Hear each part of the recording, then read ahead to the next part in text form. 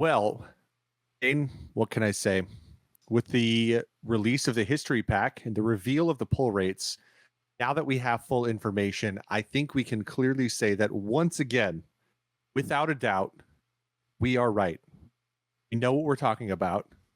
We're incredibly brilliant, and everyone should listen to us because we predicted how many CNC the pull rates, but no, there'll be $10 cards easy once we get this history pack because there'll be so high pull rates. But no, what's that? They're not.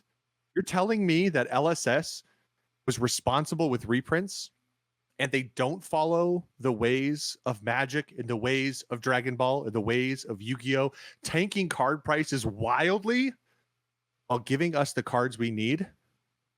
What can I say? As usual, the Outcast Haven always has the inside scoop and always has the best information. Outcast Haven podcast starts now.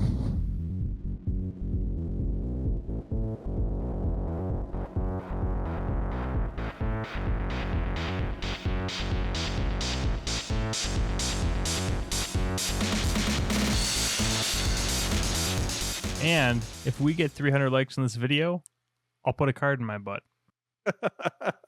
I figured I had to start it. We don't have Jason. Yeah. His son has a lot of lacrosse stuff going on right now. It's like the height of lacrosse season in Minnesota. Big deal. Mace is a stud, so he's got to get out there and support him. So we're always excited for that. But we're still going to record the podcast, and I had to make sure I honored Jason with a good intro that hopefully he'll appreciate. Good. So he'll appreciate that. That was a Jason level intro. I think that we kind of talked like this is as usual being recorded a little early, just the night before the release. But one of the things that I definitely noticed was that when we were seeing the pull rates for stuff or like the history pack, it was interesting to see that in like a case and a half, sometimes people were pulling a couple CNCs, a few Easter eggs. Like basically we're seeing the pull rates of those really high quality Majestics be the exact same, right? Yeah, they look like they're exactly the same as they were before. Watching, because I know Robert went through and he watched a ton of like the case breaks today, but he was saying that mathematically, if you want a Majestic and you were able to get the unlimited of that product, that will have a higher likelihood of getting you that certain Majestic. Like if you want a CNC, buy Arcane. Unlimited Arcane, because you are more likely to get it in that than in the. So I like that because this product definitely is just sort of that. It has more of like that evergreen feel to it.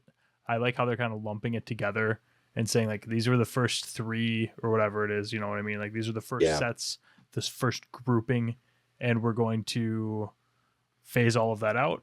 And here's the evergreen product of the important cards that you should be able to open packs of for however long, right? And I know that I know that they, like, we've heard a lot about distributors like shorting stores and stuff like that because Channel Fireball needs their cut. Let's be honest here. So like, but having distribution be a little lower on it, I don't know if that means, like, I don't know what that means. Have you read anything or seen anything on it being just like a short print set, or is this gonna be like an evergreen product? So I don't think it's a short print set. I think it's coming in batches. I know like that's kind of how LSS seems to work as a function of their business model. Is for a long time it was like first edition or alpha came out all in a lump, and then everything else was kind of released in waves. So unlimited would come sets. out. Arcane and Crucible, I remember there being like definite waves. They rushed out like the first wave of unlimited. And then after that, it was like, okay. And then we got the supply rolling. But I was curious to see what their intent is for it. But I think this set is different too, because they're just trying to get cards out there. I think a lot of people are weird.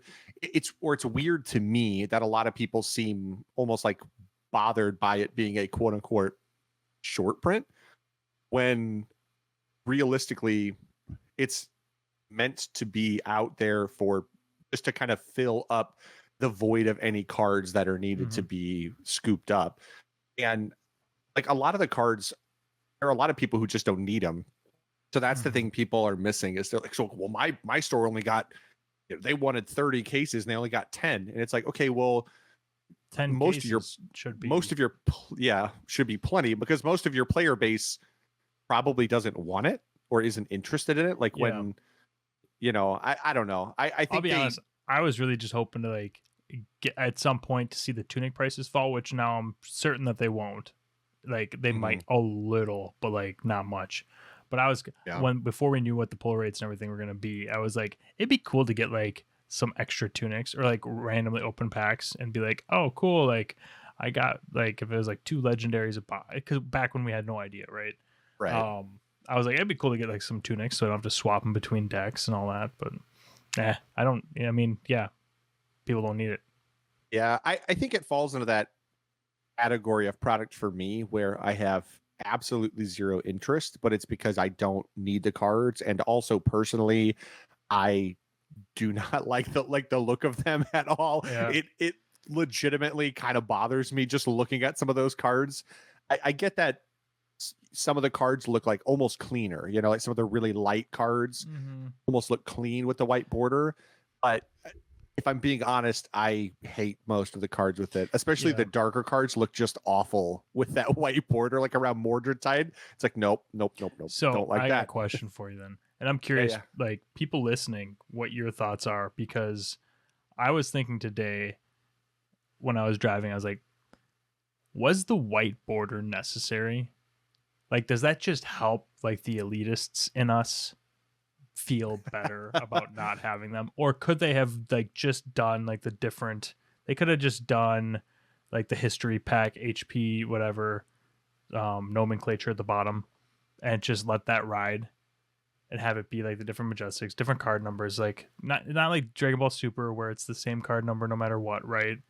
It's always repeating. It's like they're changing the card number. So at that point, does it need to have a white border? Or I mean, yeah, I don't know. I don't know if the white border is just a way to make them very easily, like, make it easy to differentiate between the two. I guess in maybe terms to of like just maybe it stops like new people into it from like spending absurd amounts on. But I guess it doesn't even matter because they're not changing the prices. So yeah, it'll depend, I suppose, on long term what it does to the card prices, what it does to the collectability. I mean, it could be one of those things where ultimately we realize years down the road that these cards are just as rare. So the they white border maintain tunic even more rare than could be the first edition tunic. So and the crew, then money. the crew neck. Yeah, because the crew neck was like it's like, dude, that's even more non-foil. rare. Yep. It's like that's what I got. Yeah, crew neck non-foil because only the best for my decks. I hate that it's not foil. I hate that it's not foil so much. But that was when we bought it from. Remember when like we got the good deal from across the Lee and Luke, right? Yeah. They had a bunch of them and they hooked us up. And ironically, I own a rainbow foil tunic because I couldn't. I almost got one. I saw one. Someone had it in the Facebook group, and I was like, "Don't." I almost did though. I bought it because it was really it was too easy for me. That's the problem. If it was when I saw them on the Facebook group, I could convince myself not to pay. It's like a process. The card, you gotta pay it from someone I didn't know. Yeah. I gotta worry that I may never get it, stuff like that. But then Robert opened a bunch of WTR and posted that he had a tunic. And as soon as I saw the tunic, I'm like, hey, I'll take the tunic. I'll buy it from you. So Robert is responsible for multiple big purchases for me in Fab because I also got my eye from him because I needed my eye for Kano. Just like, this is killing me. He needs to stop opening product for me, for my sake. Did he also open the Cold Foil Bravo? The double-sided, the star of the show? Because you have that, right? I do have that, but he didn't. He got that. He sent it. He sold that to Body, didn't he? No. So, well, he did sell it to Body, but I assume Nick will listen to this, and I can continue to shame him for the fact that my really good friend Robert opened a card I desperately wanted, and Robert didn't even step away from the counter where he opened the pack, and Nick was like in his ear, Like, I will buy it from you right now. I need to buy this card from you right now.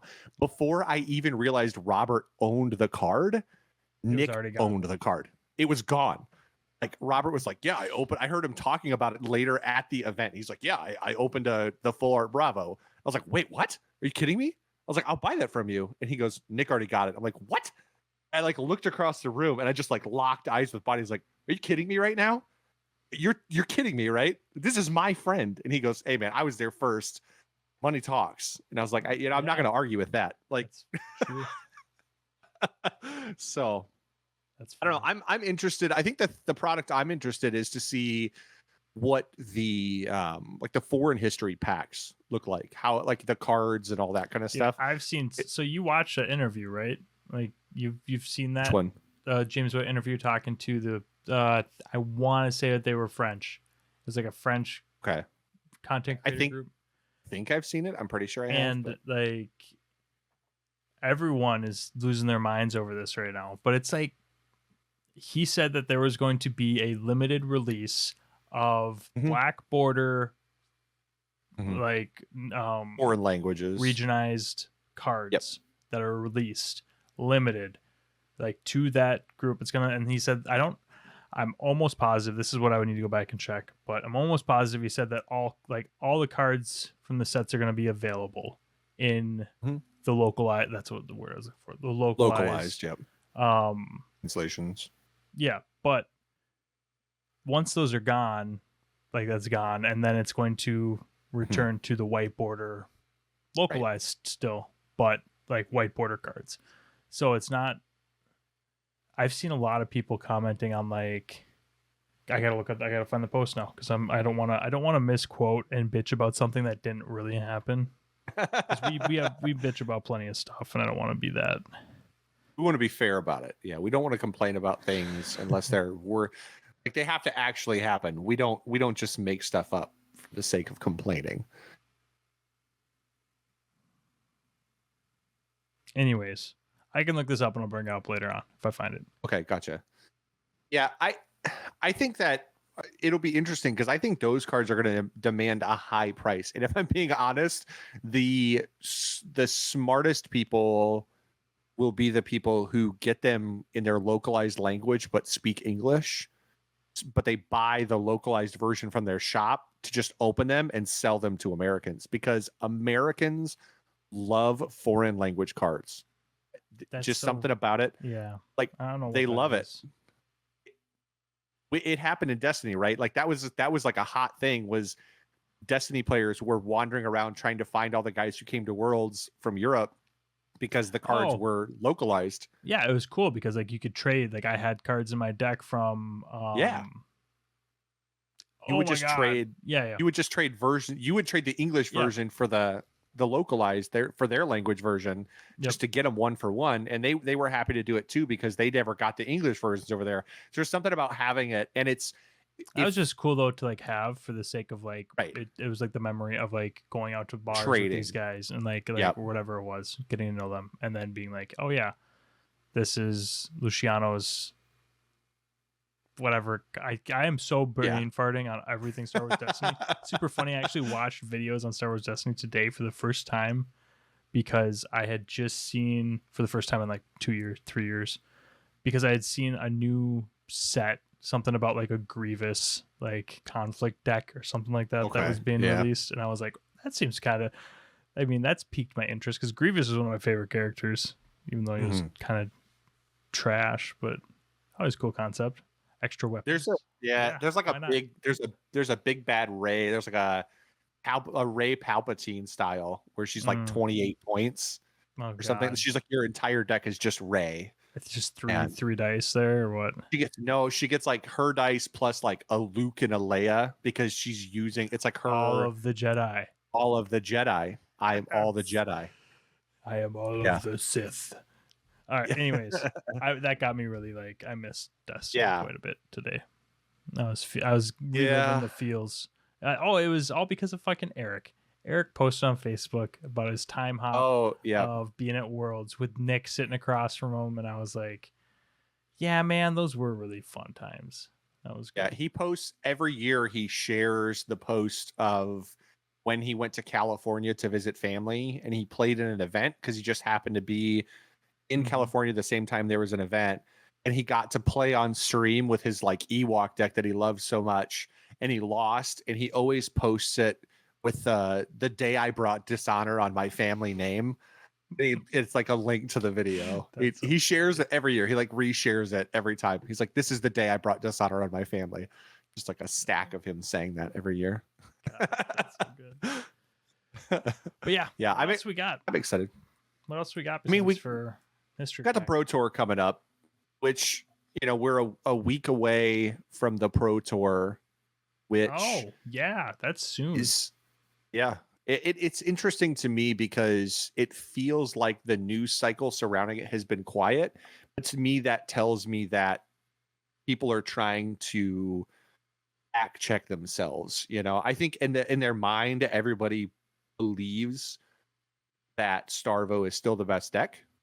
But I think that a lot of people are trying to kind of fact check that and make sure that's correct, that's the right read on the meta.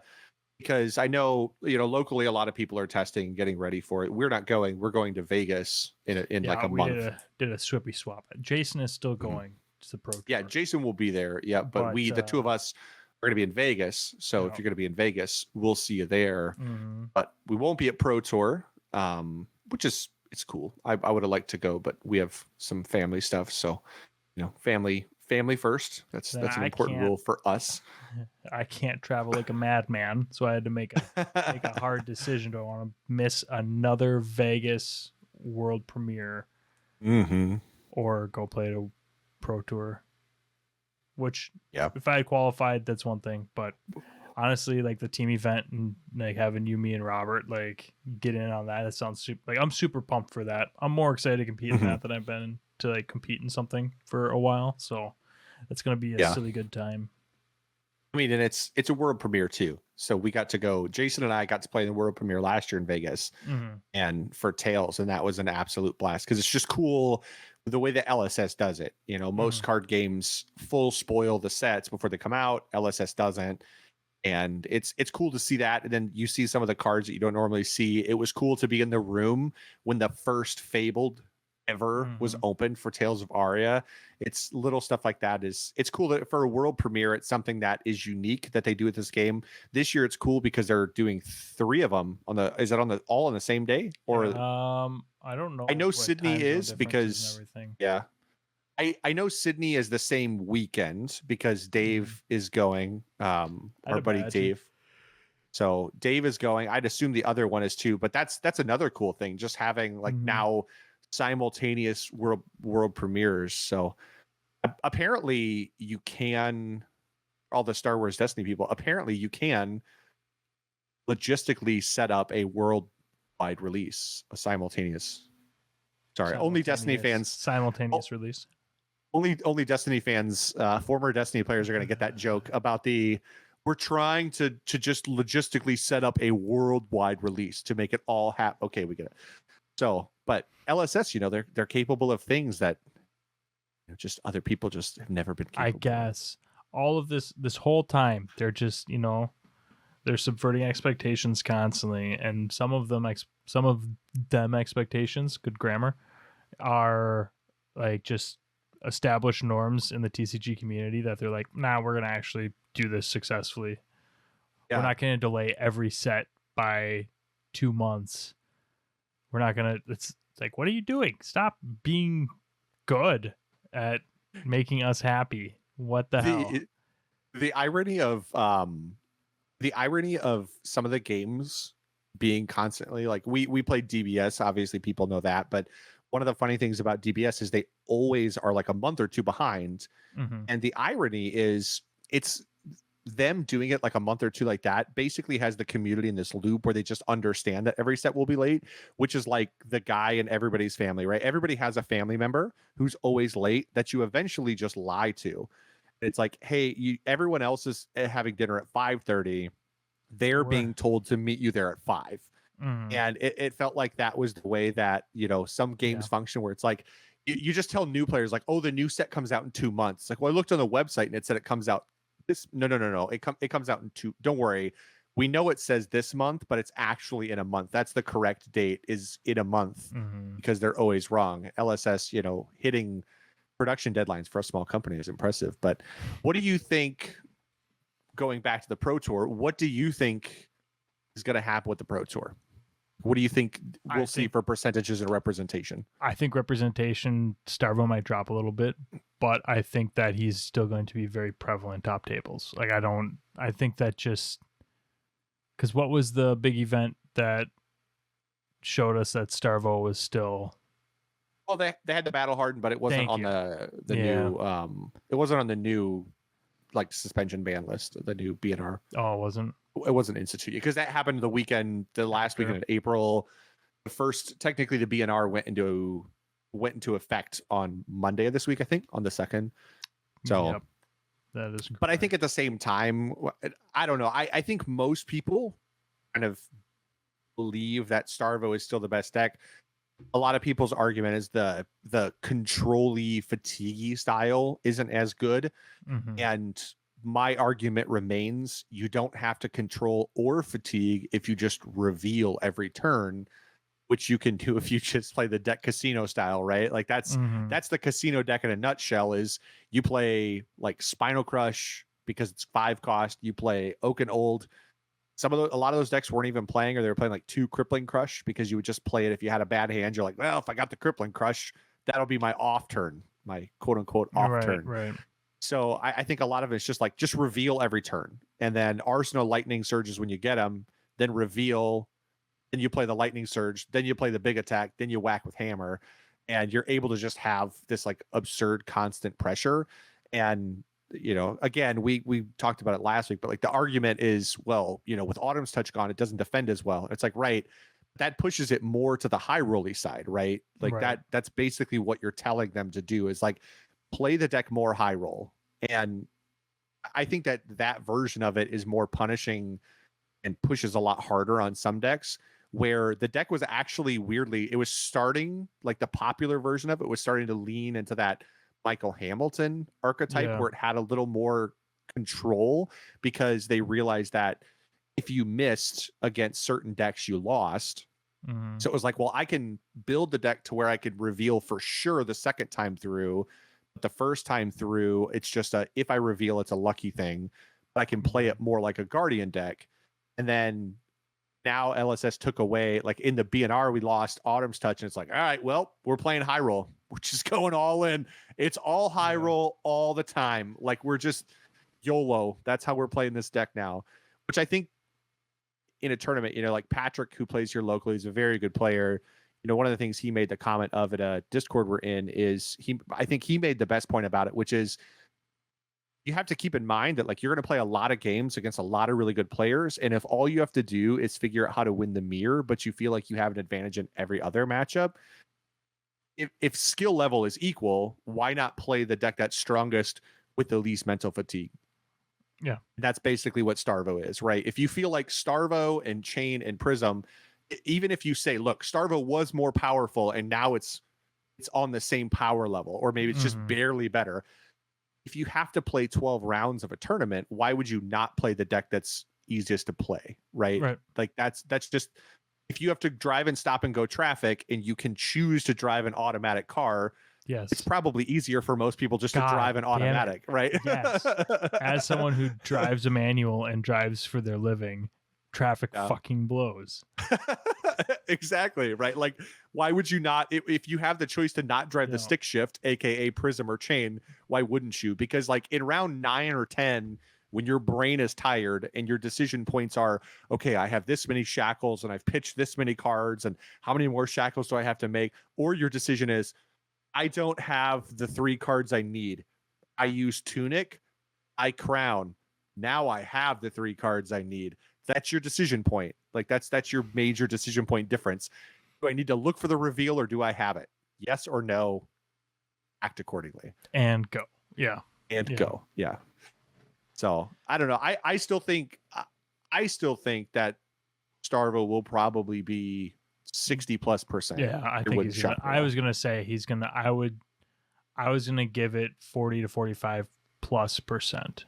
I think he's still going to be the largest portion of the field by a considerable amount, just because I don't think that his power level dropped.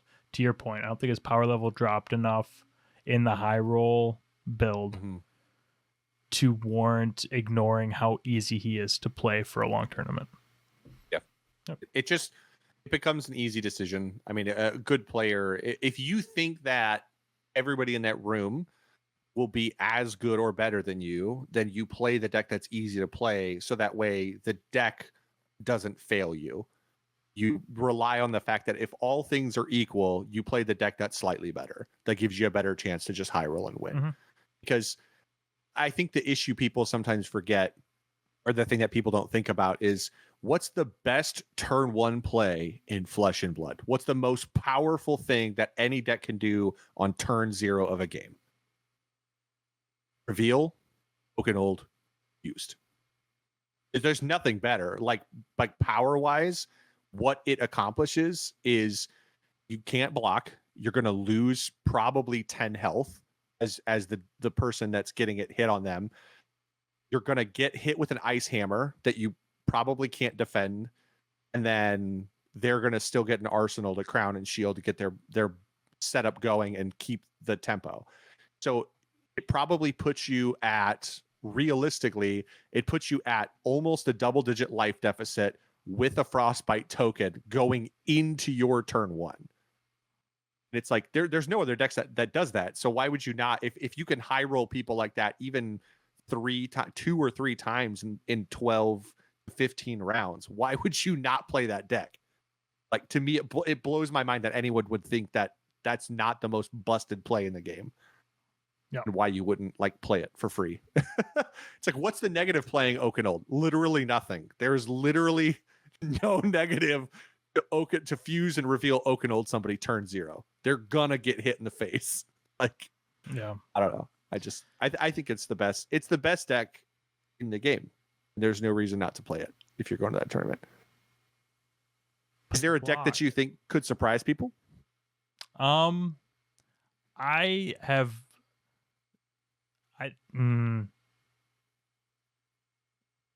do. I don't know if I should say anything though. Yeah, I think Chain. I think that there's some Chain players that are committed to the build that I think will do well with it. Yeah. But I don't. God, they're so. Honestly, Starvo is just taking up so much of my brain space that I don't know what beats it. Yeah. Yeah, I think the tough thing about the deck is the fact that so many decks have subpar matchups unless they see a certain thing, and I think that's probably the biggest issue with the deck in terms of what it offers for value, in my opinion at least, is that in Flesh and Blood, turn to turn, most decks don't generate the value that deck does out of cards that in most decks are subpar. Most of those cards are just not great, because most of the time in Flesh and Blood, the most value is generated offensively when you can force your opponent to defend. Right. But it's a deck that doesn't care about that. It's like, I'm going to only let you defend with 1 card, and I'm just going to drive your life total low enough. And then I'm going to awkwardly hit you with a 4 hammer that gives you a punishment after a big life deficit. And I think the deck that, to me, a really interesting deck is Dash, because with the 2 blocks, Dash does get a little interesting. Because of that, you get a Purifier out early. You see a Spark or a Purifier early, and now it's like poking 1 through. It can defend and still poke you a couple times. It's playing a very similar game probably to what Prism is playing. Yeah. The issue for Dash is Chain. I think Chain is a really, really tough matchup because it just doesn't care about vanilla damage as a deck. Yeah, and I think that, obviously Prism is still. Prism didn't get touched, so I think that's totally valid. That Prism, we see some Prisms top tables, that's I think reasonable, but that game plan going in, you need to play so much tighter. It is just more like mentally draining of a deck to play for that long, you know. So I don't this much money on the line with like I don't know, man. I don't know what the top tables, like the players of the top tables are going to be leveraging. Are they going in like I am a very like I'm a oh my god. It's been a week, man. Not dedicated. Discipline. Fucking Jesus Christ. I'm a very disciplined player. I'm going to play really tight and really clean. And I think if I do that, this Prism build runs really well into these decks that tend to be more of an even matchup across the board for other people or whatever it is, right? And I don't know, or they're like, I don't want to take risks. I don't want to get mentally fatigued on round 6. I don't want to have a really tough random fucking Kano game or something that just blows me out and then I go into the next round exhaust. Like, you know what I mean? Like, and they're not willing to risk that. So instead, I'm just going to run Starvo because I know that I can play this really clean too. And that's going to get me wins early. And then late, like if I can get a high roll here or there, or if I know my outs for when they high roll me, whatever it is, I feel like I've got enough practice, then I'm good. I'm good with my reps to be able to beat out the mirror, you know? Yeah. No idea. No, I'm really curious. I think to that point too, one of the things people don't take into account is just the random matchup. Like preparing for the random thing. Like again, I get that a lot of people it's like, oh, it's the Pro Tour, it's the best players. They're only the best players going to get to the Pro Tour. And you're like, yes and no, right? Because there were hand downs. So you're going to have some random Pro Tour players who they got their invite because they happened to be in a meta where they played Starvo. They played it well. They got through Swiss and then they high rolled a Prism and top cut and then got to the final. And it's like, oh, well, look, I'm playing a guy with a Pro Tour. Like they lost, they didn't win their PQ. They got an invite because they got second to somebody who already has it. I already had one, yeah. You know, so it's like you're going to have people like that, and you know, there's something to be said. Bring Ice Lexi. It could, because you know, like why not? Like if you're playing with house money, like if you look in a room and you go, look, of the Pro Tour qualifiers, I believe, and I'm a realistic person, right? If they might be somebody who's like, look, I'm a realistic person. I might be in the bottom half of the field. So maybe it's better to surprise somebody than to try to win the mirror of Starvo against a really good player who's probably practiced it more than me. You know, they might go, you know what? Half quarter. We're just gonna chuck it. You know, let's just go for it. Why not? There's nothing to lose at that point. It's house money, right? That's a really good point. I totally did that during Pro Tour or Pro Quest season. Like I literally was like, I have had zero time for games I've not played or practiced or anything. Yeah. I'm going to bring my Iris Prism build because no one's going to know what the fuck it does. No one's going to know what to expect. And I'm going to get some sneaky wins. And maybe that'll sneak me into like a top 8 or whatever, get a cold foil hero or something. And it worked. Like it did well. I took some matches off Starvos that didn't know what the fuck they were doing. I found out, and I didn't know that this many people played Prism in our locals, but that mirror's dog shit if you play Iris. Just a heads up, because they get substantially more value than you in their weapon swings. But yeah, it was just a ridiculous. That's your Hail Mary shot, right? It's like I don't know. I'm gonna surprise people, sneak some games off them. That's fun. I'm just saying there's a world where if you're looking around and going, I think everybody is going to bring either one null rune or Skullcap is going to be their only null rune. You look at yourself in the mirror and you go, am I a good Kano player? And do I Kano do you feel lucky? Well, do you? But you're not looking at your opponent. You're looking at yourself in the mirror as you look at your deck lists, and you're like, do you feel lucky? I'll tell you what, Blake. How good do you feel, even with losing Blazing Aether, right? Because not Blazing Aether. Fucking Stir the Aether Wind, right? Sure, yeah, and Snapback. So even with losing those, is that would you, if someone were to say, here's Kano, if you take Stir the Aether Winds and snap back out of that deck, I can promise you that your opponent will not have more than 2 Null Rune. Would you make that trade? Because that's effectively what happened, right? Right. Yeah. Like 2. Well, I mean, but they only took it in Blitz, like in Constructed. No, I'm talking about Constructed. I'm thinking. Yeah. Sorry, I made the mental transition of us playing a team event. In Vegas, and I was like, would that trade, like going into a game, let's say, just hypothetical, like they didn't make this big change. They're like, give me your snapbacks and your stirs, and I will make sure that they do not have more than 2 Null Rune. Do you think that opens a big enough door, or is that stir and snapback just too important? I mean, I'm okay with it because I think that like Dave and I talked about this, and Dave is probably the person who's played more Kano games than anybody in the world. Dave is the one who I always go to for my Kano advice, right? Like he's the one I always talk to. He's a big part of that. I always laugh actually when I see, I'll go into I'll drop into the Kano Discord, and then I immediately turn around and walk out when people are like arguing with Dave over really like silly things. And it's like, look, that's objective. What you're talking about is objectively bad, and Dave is being very nice about it. And you're still not listening to him.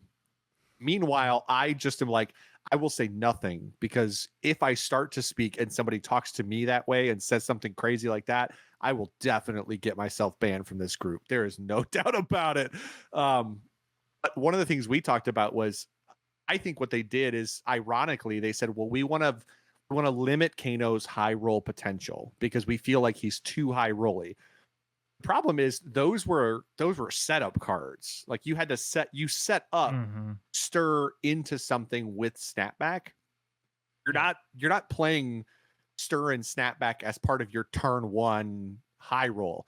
Your turn 1 high roll is, I drew all blues with wildfire. They come at me hot, but their hand is empty. I pop lens and I see Sonic Boom, and you just go dump my hand, wildfire, Sonic Boom for 9, something else free, bam, I win because I just did 24 damage to you. I think that it's like they actually took out of the setup game and told Kano, you're gonna play high roll. That's what you're doing now. Your life lives on the high roll.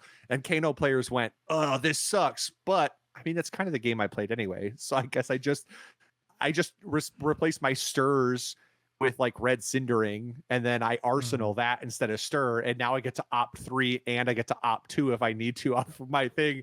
And if I happen to have I could just opt 7 and set up wildfire into something dumb. I think most people run 1 to 2. The hardest thing is Guardians. If you run 1 to 2 no run into Kano and it's a good Kano player, you should lose that game. If you beat them, you either high rolled them or they misplayed, because Kano should not lose to 2 null rune. Like there's almost no world where like if you give me a couple turns that I should lose to you with you playing 2 null rune. Right. Because Kano goes burr. Yeah, no, I totally get that there. No, yeah. My I think mind is in Vegas. Yeah, I think Kano has play in a Starvo dominant meta. I think the issue still lies in Prism. That's just your matchup that you got to dodge. But like we've talked about this before. I think everybody kind of has a matchup they want to dodge in most metas. You just have to kind of think to yourself. You have to do the math. If you think that a deck will get pushed out by like round 3 or 4, that they won't be. If you think you can go 3-0 or 3-1, and you think they will all go, 1 or 2 wins at that point, you'll never see them. So if you think I just have to dodge these people for the first couple rounds, you think they represent 10 to 15% of the meta. I mean, sometimes you just got to roll with it. The issue is if your name's Jason, because Jason might have the worst luck on planet Earth when it comes to round 1. I'm just going to dodge my bad matchup. If I can just dodge my bad matchup. Jason says that. Jason doesn't get to plan for like that. He doesn't get to make those plans like that. He's like, what happens if I play my bad matchup rounds 1 and 3? Like, because it will happen. There's no doubt about it. It'll happen to Jason. We talked about that at like Nationals. I think between me and the body, we saw exactly 0 prisms, and Jason saw 3 in the first like 4 rounds. Like he just 3 in the first every prism in the room was just immediately paired with Jason.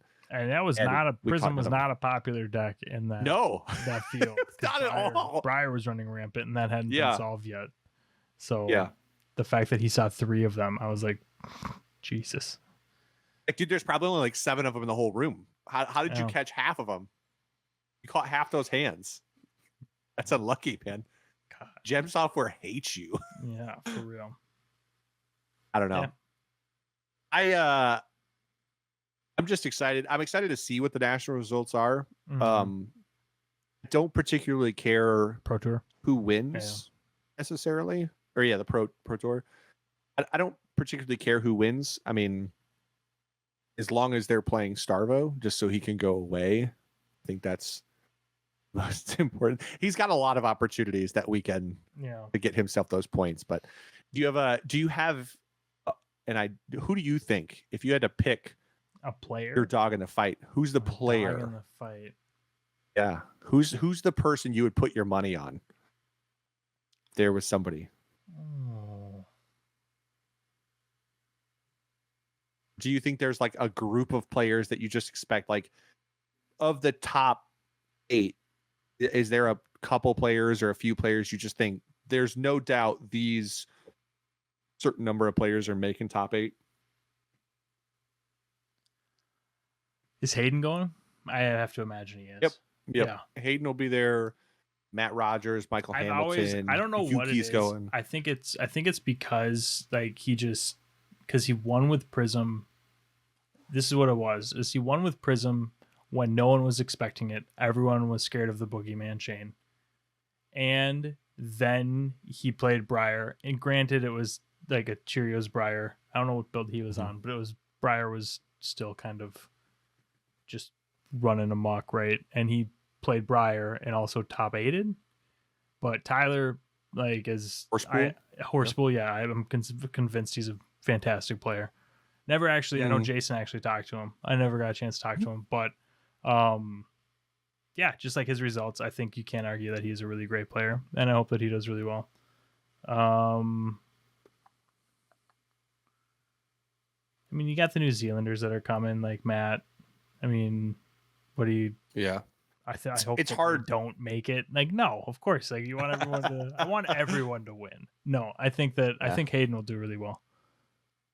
Yeah, I mean, you expect certain players to do well. I don't know if there's necessarily like we've hit that point in the game where I don't think that we have a defined enough.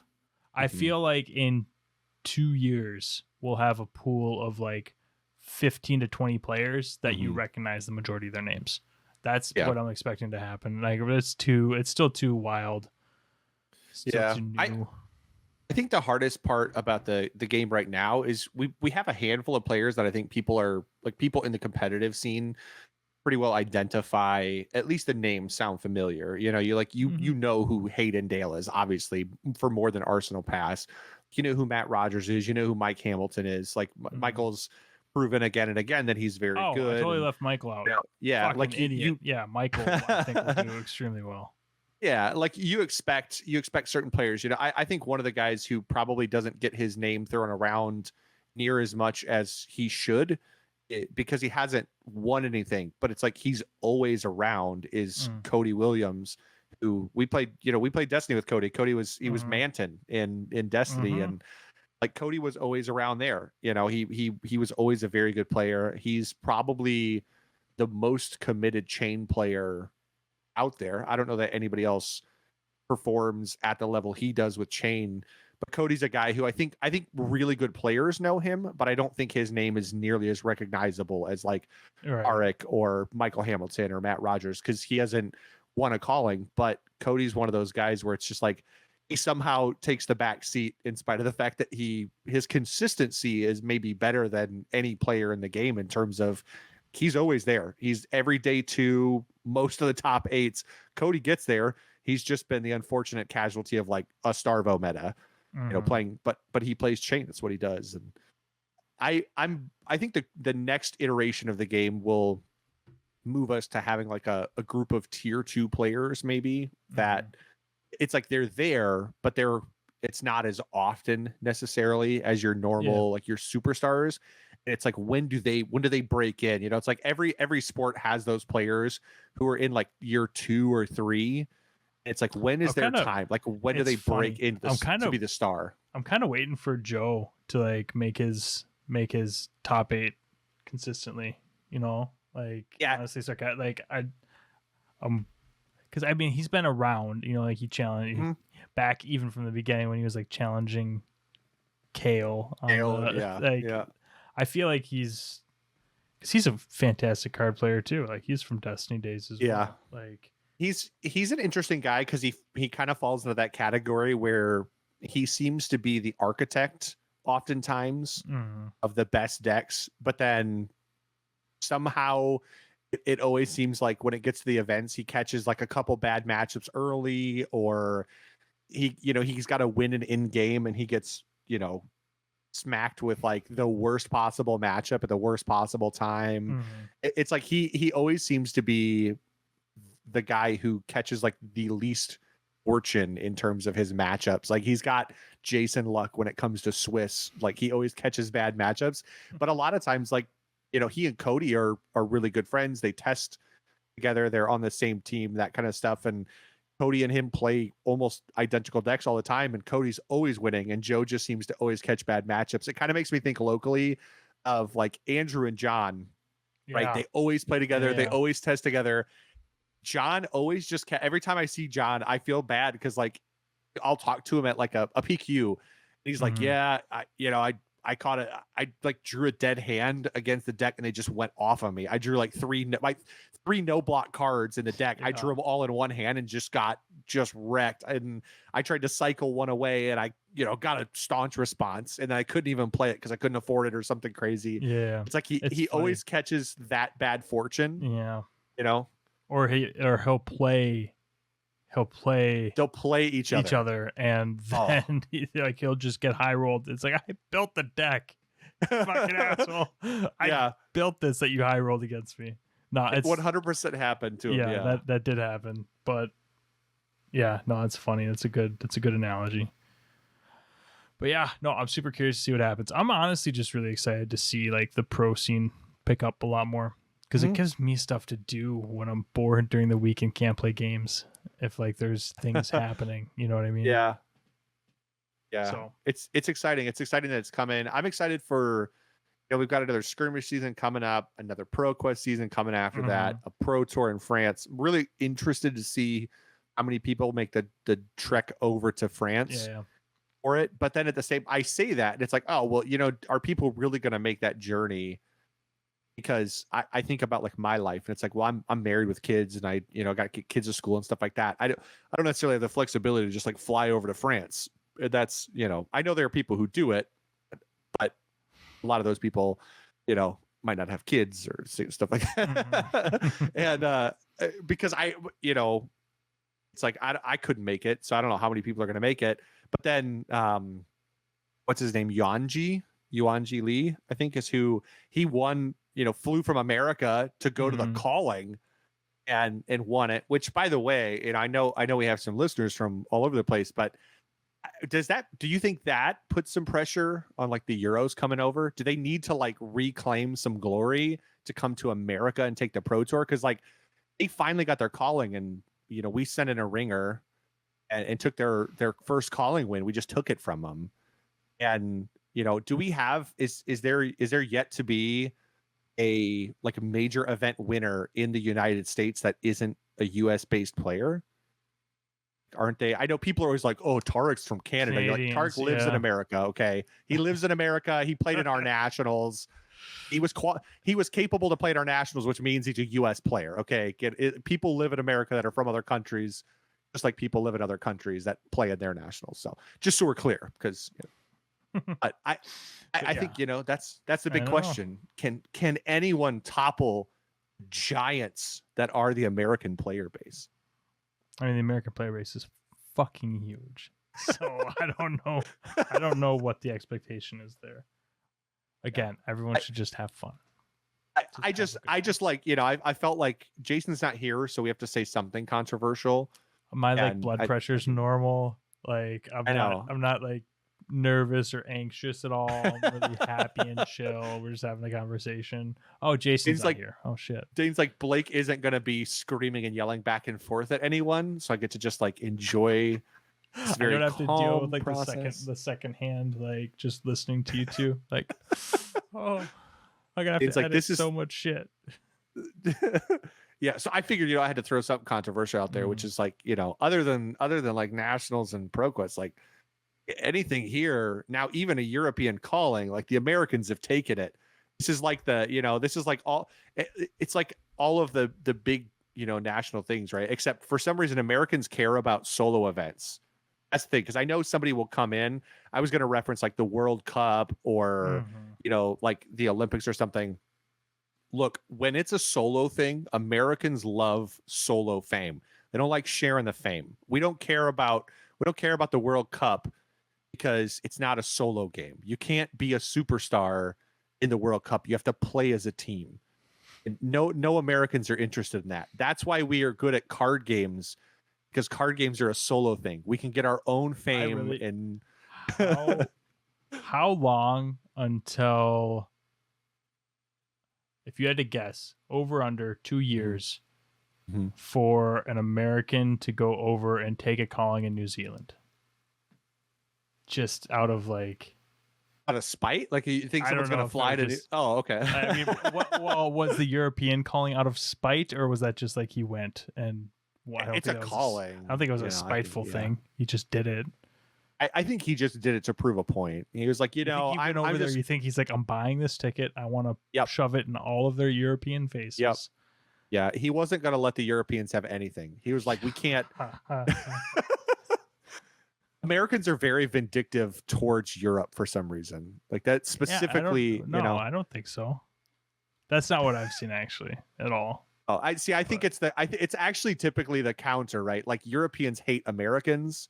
That's so actually, Americans. I mean, I think that can be the case, but like Poland, when I was in Poland, like everything was super. Like they liked working with our units. Like they like yeah. It was I think, to be fair, like that's definitely a misnomer that's based on like this idea of like people who are like, yeah, servers are mean, and it's like, no, servers are mean if you are mean, just like everybody hates you if you're mean.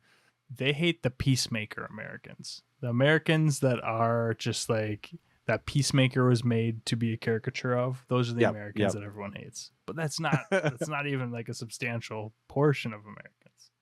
No, it's funny. There's the liaison that I worked with, Sebastian. He was from Poland, and he would always tell me the joke, or he wouldn't always tell me, but I'd be around and he would tell the joke to the new American or whatever that we were introducing to the embassy, and he'd be like, yeah, it's really great to have you guys here. It's the first military that we've had in Poland that we've wanted here, because it's usually Russia or like Germany, or like, you guys are the first ones that we wanted, so yeah, we're super happy to have you.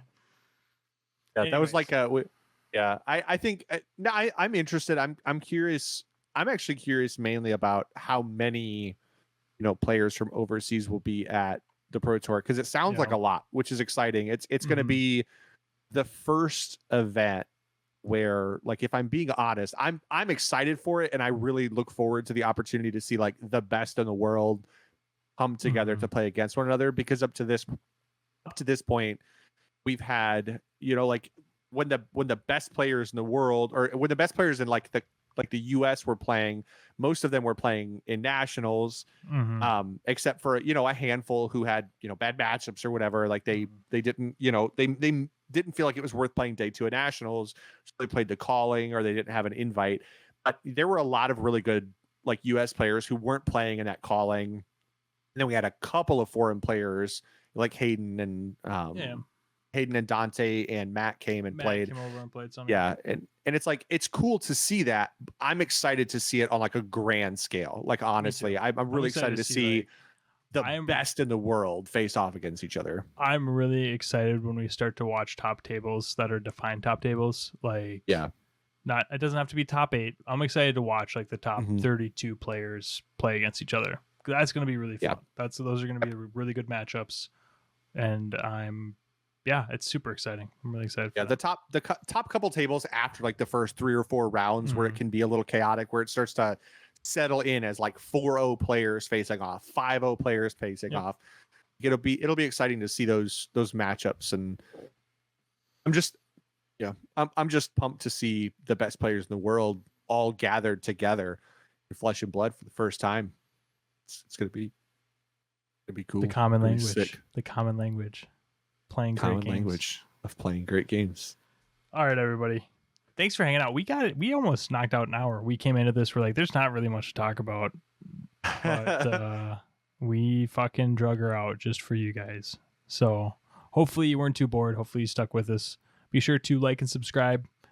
We, really enjoy doing this. We have no plans of slowing down at all. Like, it's still just something that is a fun part of all of our lives. So appreciate that you guys are hopefully getting some enjoyment out of it too. Let us know in the comments what you thought, and be sure to hit us with any recommendations, stuff that you want. We're kind of at that point. I feel like we always hit this point, like every 4, 5, 6 months, where we've hit a stride, and it's like, all right, cool. What can we do to like shake it up? Like, we're like, okay, we'll take out Tuesdays, the live streams, and we'll just like focus on the podcast and make sure that we always hit that. And like, there's always like a point where we want to shake it up a little bit. So if you guys can think of something, let us know in the comments, because we'd love to hear what you guys want.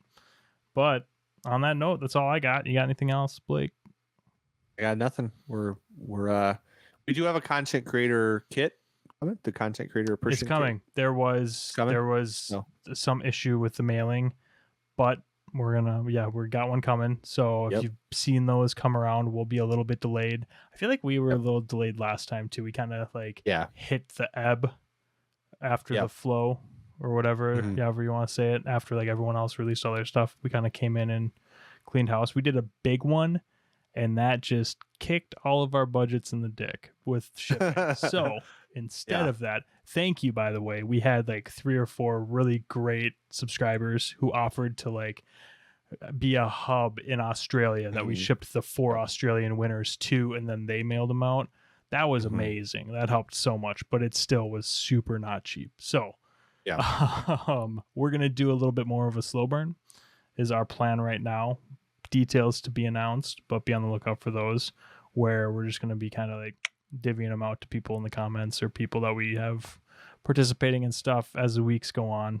But everybody. So we're excited for that. Yeah. Take it easy. We'll talk to y'all next week. Peace. Peace.